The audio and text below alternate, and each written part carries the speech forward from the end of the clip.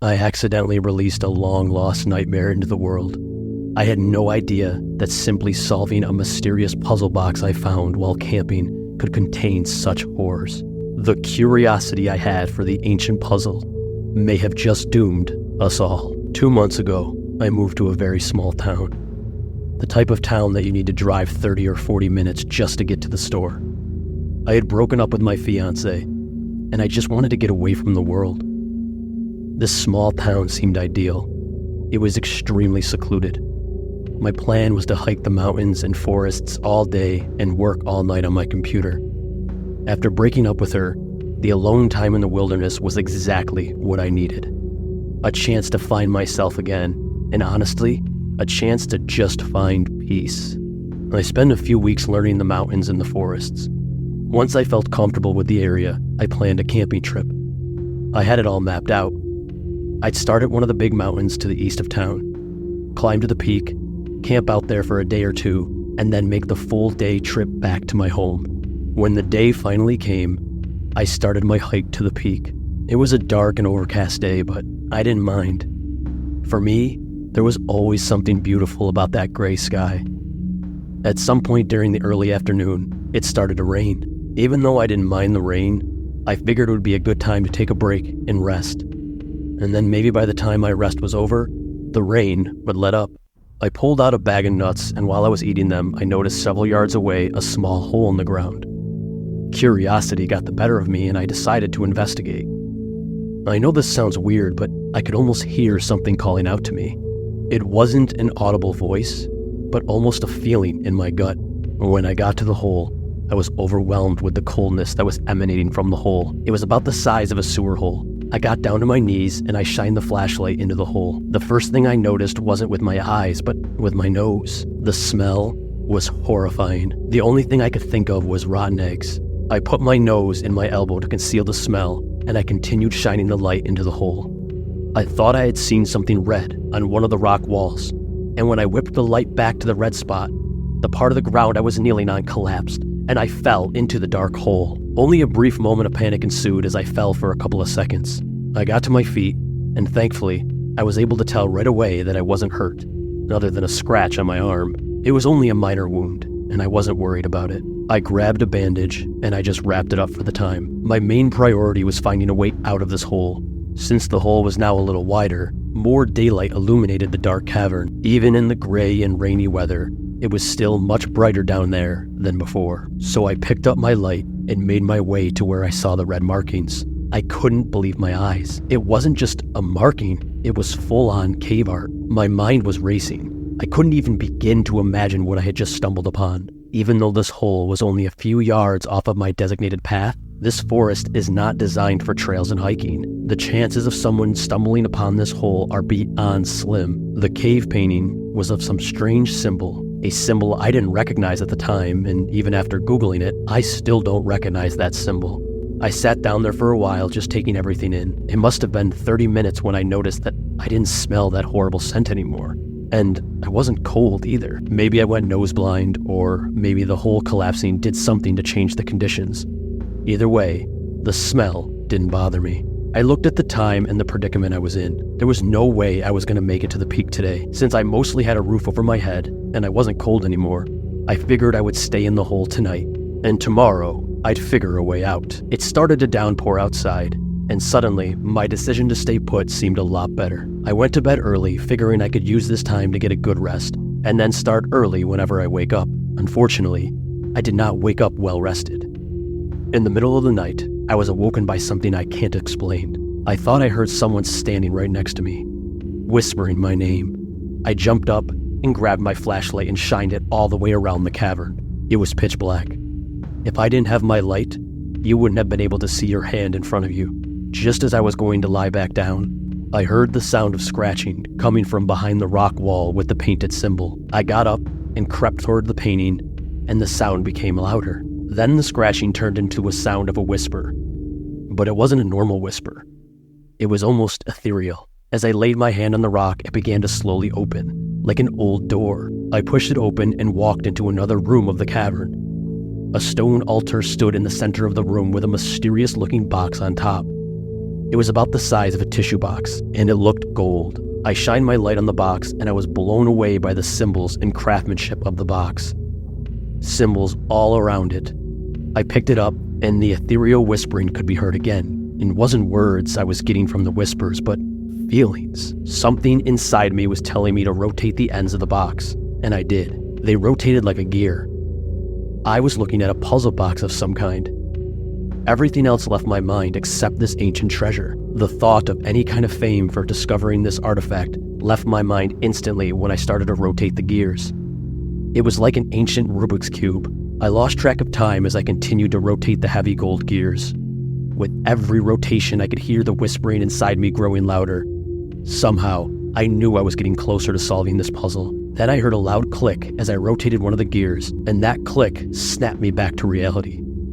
I looked around the cavern, and I could see daylight shining down now. I have no idea how long I was messing with the puzzle, but clearly enough time had passed that the sun had risen. Behind the altar, I noticed an old wooden ladder. It looked like it could barely support a toddler, but I at least had to try.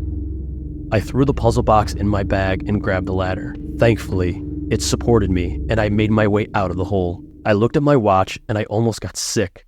My watch said it was Sunday, which means somehow I lost an entire day. It was Friday when I fell into the hole, and now it's Sunday. I decided to head back home. It was around 4 in the afternoon when I got home. I threw my camping gear by the door and sat on the couch trying to figure out what happened. I ripped off my bandage, and I didn't even realize I was still bleeding. How did I lose all of that time? Somehow, through all of the anxiety, I almost forgot about the puzzle box. I grabbed it and put it on the coffee table. I remembered the loud click noise, and I started to investigate the box now that I had a lot of light to look at it. It was even more intricate and beautiful than I had originally thought. While I was examining it, some of the blood from my arm had dripped onto the symbols of the box.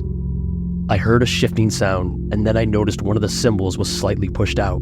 It was the same symbol that was on the cave wall.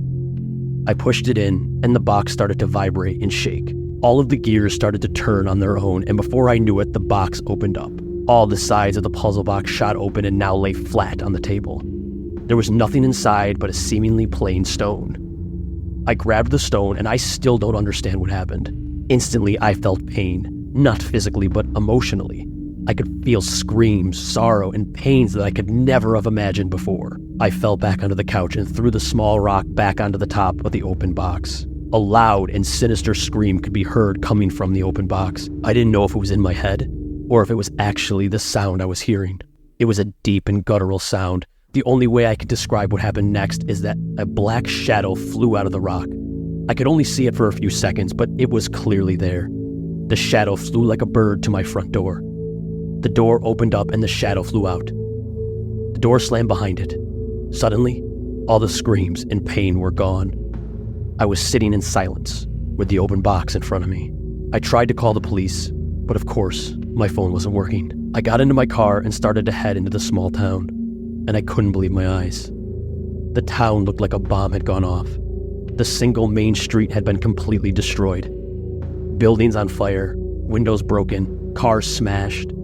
I slammed the brakes when I saw an older man walking through the wreckage. I got out, and before I could ask the man if he needed any help, I noticed that the man was laughing hysterically, and he made his way to the outside of one of the brick walls of the building and started to smash his head into the wall over and over again while he continued to laugh. Not knowing what to do, I immediately froze in my tracks when I heard the loud guttural growl again. It sounded like the growl of a bear, but with a deeper sound that almost had an unearthly echo. I turned around, and on top of the local store was pure evil. I'm sorry, but that's the only way I could describe what I was looking at. At a glance, it resembled a man, but this was more beast than man. Long and crooked horns protruded from its head, and wings sprouted from his back that were longer than his entire body. But the eyes glowed an unnatural yellow color. What I did next, I regret every day of my life. I got into my car, and I drove away out of that small town. I could hear the screams of people behind me, and the monstrous scream of that evil that I accidentally released. I drove for days until I reached the other side of the country. I wrote down this story and released it on the internet. I've contacted the military, and they've already arrived at my location. I don't know what they'll do to me. I just hope whatever evil I accidentally released into the world, they can contain. My hope is that they stop whatever ancient monster this is, and hopefully, you never have to experience it. Maybe you'll never even know about its existence if the military can stop it. If you're reading this, and the world is in danger because of me, just know that I am truly sorry. The old house stood silent and brooding, its weathered facade casting long shadows across the moonlit lawn. Inside, darkness lurked like a predatory beast, waiting patiently for its prey. I was that prey. My name is Jack Thompson, and I found myself trapped within the confines of that sinister house on a night that would forever haunt my dreams. It began like any other evening. A quiet night spent alone in my modest abode, the only company the soft glow of the television and the gentle hum of the refrigerator. But then, a sound shattered the stillness, a sharp crack followed by the splintering of wood. My heart leaped into my throat as I realized what was happening. Someone was breaking into my home. Panic surged through me as I scrambled to find a hiding place, my mind racing with fear and uncertainty. With trembling hands, I crept through the darkness, seeking refuge in the shadows that clung to the corners of the room like tendrils of smoke. As I huddled in my makeshift sanctuary, the sound of footsteps echoed through the house, each step sending a jolt of terror coursing through my veins. I held my breath, praying that whoever was prowling through my home would pass me by unnoticed. But luck was not on my side that night. With a creak of floorboards, the intruder drew closer, their presence looming like a specter in the darkness.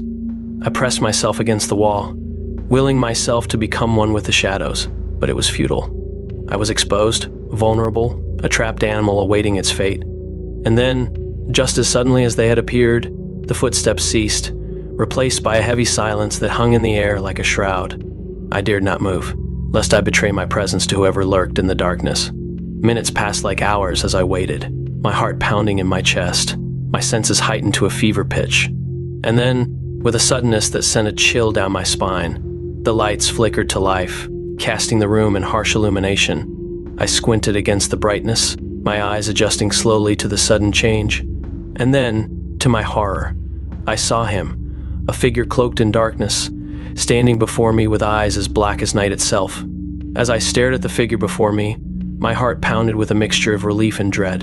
It was not some otherworldly creature, but a man whose face was obscured by the darkness of his hooded jacket. For a moment, we stood locked in a silent standoff, neither of us daring to make the first move. And then, with a voice that sent shivers down my spine, the intruder spoke. Well, he said, his voice dripping with malice. What do we have here? Looks like we've got ourselves a little game of cat and mouse. I swallowed hard, my throat dry with fear, as the intruder took a step closer, his eyes glinting in the dim light. He was tall and imposing, with a presence that filled the room like a suffocating fog. I knew I had to act fast if I wanted to escape with my life. With a surge of adrenaline, I lunged for the door, my fingers grasping desperately for the handle. But before I could reach it, the intruder was upon me, his grip like iron around my wrist. Not so fast, buddy, he growled, his breath hot against my ear. You're not going anywhere until I get what I came for. With a strength born of desperation, I wrenched myself free from his grasp and stumbled backwards, my heart racing with fear. But the intruder was relentless, his eyes burning with a fierce intensity that sent a chill down my spine. With nowhere left to run, I braced myself for the inevitable confrontation, steeling my nerves for whatever horrors awaited me. But just as the intruder lunged forward, a deafening crash echoed through the house, followed by the sound of shouting and the blare of sirens. In the chaos that followed, the intruder hesitated for just a moment, his grip loosening ever so slightly. It was all the opportunity I needed. With a burst of speed, I darted past him and bolted out the door, the cool night air washing over me like a wave of relief. A neighbor had seen the intruder breaking in and called the police. As I ran through the darkened streets, the events of the night replayed in my mind like a nightmare. Who was the intruder, and what did he want from me? While I was outside, replaying the events of the night, I watched as several officers ran inside my home. I expected the intruder to be apprehended and leave with the police, but that didn't happen. A loud fight took place inside my home. I heard glass smashing and the uneasy sound of furniture being used as weapons. In a flash, I saw the intruder dart for my house with the police chasing him. I hid behind a tree and watched the figure disappear into the darkness. Somehow the man avoided capture and is still out there lurking in the shadows. It kills me that I may never know the answers to those questions, but one thing was certain. I had narrowly escaped a fate worse than death. And as he disappeared into the night on the horrible evening, I knew that the horrors lurking in the darkness were far from over. But for now, I was free, and that was all that mattered. In the desolate expanse of the New Mexico desert, where the sun beats down relentlessly upon the barren earth, lies a secret buried beneath the shifting sands, a tale of otherworldly horrors and forbidden knowledge that defies explanation. It is a story that begins with my great-uncle, a brilliant but reclusive scientist whose obsession with the unknown led him down a path of madness and despair. His name was Dr. Ezekiel Blackwood, and he was a man ahead of his time, a visionary who dared to dream of the stars. It was in the aftermath of the Roswell incident, a mysterious event shrouded in secrecy and government cover-ups, that my great-uncle became consumed by a singular purpose: to unlock the secrets of the universe and harness the power of alien technology for himself. And so, in the dead of night, hidden away from prying eyes, Dr. Blackwood embarked upon his greatest experiment, a project of such magnitude and ambition that it would forever alter the course of history. He built a spaceship. But this was no ordinary spacecraft, forged from steel and circuitry. No, this was something far more sinister, a vessel of dark magic and forbidden science, infused with the very essence of the unknown. For years, my great-uncle toiled away in his makeshift laboratory, driven by an insatiable thirst for knowledge and power. And when at last his creation was complete, he set out into the depths of space, a lone explorer in search of answers that mankind was not meant to know. But as the days turned into weeks, and the weeks into months, a darkness began to descend upon Dr. Blackwood's mind, a madness born of isolation and obsession. He spoke of strange visions and whispered voices that echoed through the emptiness of space, driving him to the brink of sanity. And then, one fateful day, the ship returned. But it was not the triumphant homecoming that Dr. Blackwood had envisioned. No, it was a harbinger of doom, a vessel of death and despair, its hull scarred and blackened by the fires of hell itself. I was but a child when I first laid eyes upon the cursed spaceship that my great-uncle had built, a twisted monstrosity that seemed to pulse with an otherworldly energy. And as I gazed upon its twisted form, I felt a chill run down my spine, a sense of dread that lingered in the air like a foul stench. As I stood there, a child caught between fascination and fear, I couldn't tear my gaze away from the cursed spaceship looming before me. Its metallic exterior gleamed with an unsettling sheen, like the cold, dead eyes of some malevolent entity. Despite the warnings whispered by the elders of our small New Mexico town, curiosity gnawed at me, urging me closer to the ship's foreboding entrance. With hesitant steps, I approached, the sand shifting beneath my feet as if reluctant to let me go. The ship's hatch creaked open with an ominous groan, revealing a yawning darkness within. The air seemed to thicken around me, heavy with the weight of centuries-old secrets and untold horrors. I hesitated, my heart pounding in my chest, but the allure of the unknown was too strong to resist. With a trembling hand, I reached out and crossed the threshold into the ship's shadowy interior. The darkness swallowed me whole, enveloping me in its suffocating embrace. Every step forward felt like a descent into madness, the air thick with the stench of decay and despair. I stumbled blindly through the labyrinthine corridors, the ship's twisted architecture disorienting and unsettling. Strange symbols adorned the walls, pulsing with an otherworldly energy that sent shivers down my spine. As I delved deeper into the ship's bowels, a sense of unease gnawed at me, whispering of unseen dangers lurking in the shadows. But still, I pressed on, driven by a primal urge to uncover the truth behind my great-uncle's cursed creation. Suddenly, I heard it, a faint, haunting melody echoing through the darkness. It was a mournful tune, filled with sorrow and longing, and yet there was something undeniably alluring about it, drawing me ever closer to its source. Following the sound, I found myself in a vast chamber bathed in an eerie blue light. At its center stood a strange, otherworldly device, an alien artifact of unimaginable power and complexity. Mesmerized, I approached the device, reaching out to touch its smooth surface. But as my fingers made contact, a jolt of electricity shot through me, sending me reeling backward in shock. Gasping for breath, I stumbled to my feet, my mind reeling with visions of alien worlds and cosmic horrors beyond comprehension. It was as if the artifact had unlocked a door to a reality beyond our own, a reality teeming with ancient gods and eldritch abominations. But before I could make sense of what I had seen, a voice echoed through the chamber, a voice that seemed to emanate from the very walls themselves. "Who dares to trespass upon my domain?" It boomed, its words reverberating through the air like thunder. I froze, my heart pounding in my chest, as a figure materialized before me, a being of pure darkness, its form shifting and twisting like smoke in the wind. "I am the guardian of this vessel," the figure intoned, its voice cold and emotionless. "And you, child, are not welcome here." With a wave of its hand, the figure unleashed a wave of energy that sent me sprawling to the ground, my limbs heavy with exhaustion. As darkness closed in around me, I knew that I had ventured too far, that I had uncovered secrets better left buried in the depths of space.